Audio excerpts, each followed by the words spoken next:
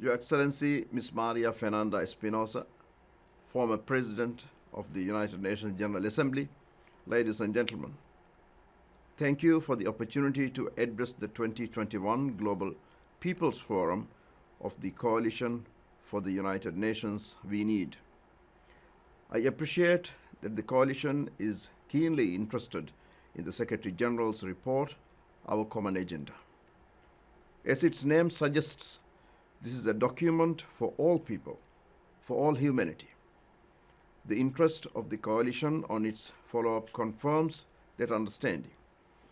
The report takes stock of the many challenges confronting humanity in the wake of COVID-19 pandemic. It gives us a comprehensive blueprint to recover better and build the world that comes afterwards.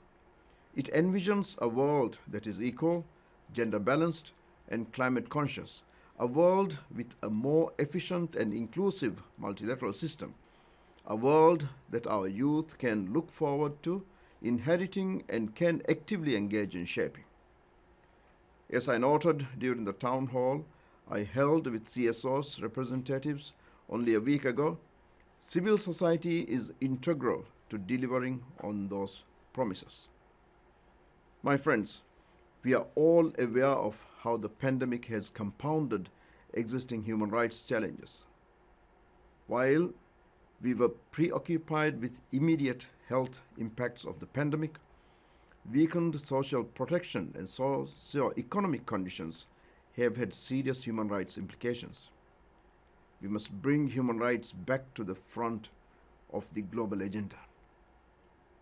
I'm pleased to note that the recently concluded high-level meeting on trafficking in persons was a prime example of our efforts to do just this.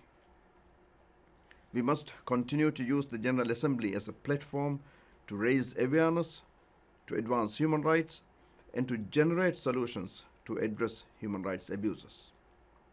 My friends, any discussion on human rights must include the topic of gender equality.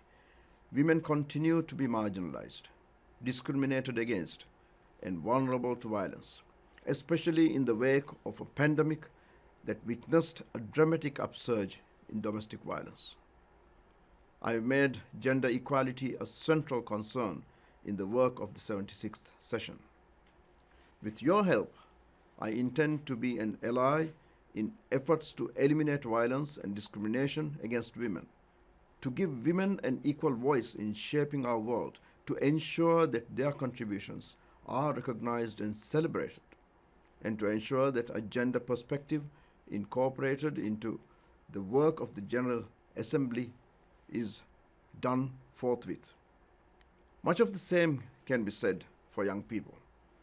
We have a moral obligation to leave the planet in a decent condition for those who would inherit it.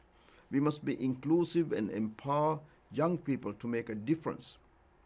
I find it remarkable that young people remain hopeful despite the growing cynicism about the state of our world that has grown from the pandemic. Young people still trust the multilateral system to resolve the issues they care about, from protecting the planet to upholding the rights of all to equal economic opportunity. We owe it to them to vindicate their trust. We owe it to them to address the climate emergency. We owe it to them to ensure vaccine equity. And we owe it to them to give them a say in shaping the planet they will one day become responsible for. It is in this spirit that I have made youth participation one of my key priorities for this session, and why I have initiated the PGA Youth Fellowship Program for Hope. This program will bring young civil servants and diplomats into the United Nations, where they can familiarize themselves with its work. My friends, with your help, we can achieve all these goals. We can restore hope to this world, we can implement our common agenda, we can secure a better tomorrow. I look forward to engaging with you and on hearing from you on how we can continue to work together. I thank you.